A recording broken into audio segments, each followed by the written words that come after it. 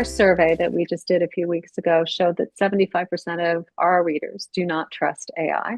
How do you all think, AI is developing, and what kinds of things should we be thinking about if we're using it to create itineraries or what have you? It's everywhere now. You can't really be online without using AI anymore. And so people do use it, not proactively. There are threats related to AI and women travelers. So one of the most significant is related to its effects on personal safety. There are these deepfakes, for example, these AI-generated manipulated media. It can be videos, images, audio, as Paige mentioned already. These carry the potential for privacy violations, reputational harm, political manipulation even, and emotional distress, obviously. And I just have to mention, like, a couple of years ago, I was in India traveling, and I was looking for a hotel in the next town we were going. And, the reviews, I noticed they were all the same. I mean, word by word, same text, 5-star reviews. That should ring a bell. I mean, it's bot. It's not a human giving the review there. So you can see signs somewhere and you need to react. I mean, you have to verify information, as was talked before.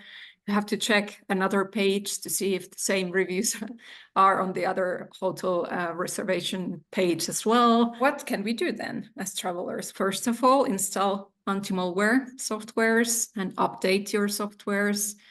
Use firewalls and have strong passwords.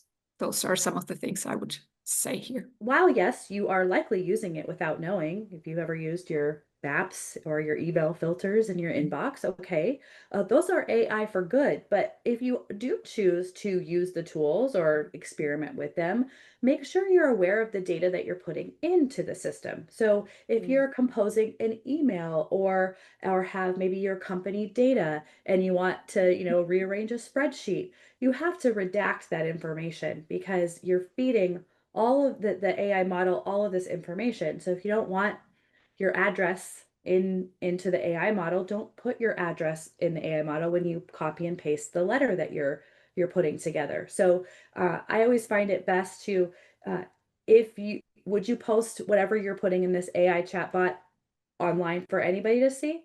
If the answer is no, then redact that, go about your day, and then you're the human in the loop. So if you've ever heard the term human in the loop, you may get data or you may get an output that gives you some stat or a recommendation for travel, but you do have to be the human in the loop to verify that it's actually legitimate. The other piece about turning off the learning, the only thing that I would reconsider about leaving the learning on is think about who's teaching AI right now. 80%, what is it? 80% is like men who are designing and a lot of the information that's going into the design. And choosing what information goes in there. So think about it like AI is learning from us. It's learning from our conversations with it. And as women, we're influencing AI. So yes, you don't want to put personal information in there and you want to be careful about what you're feeding it. But when you do turn the learning off, it turns the learning off completely that's coming from you. And there is opportunity for you to influence AI in a positive way. There's things like that people aren't necessarily thinking about and how they're using AI for work, and employees are using AI for work. And so I think, checking in with your organization, whether you're a leader in your organization or even an employee, knowing what your policies around or policies are, if they are any, around AI and its usage.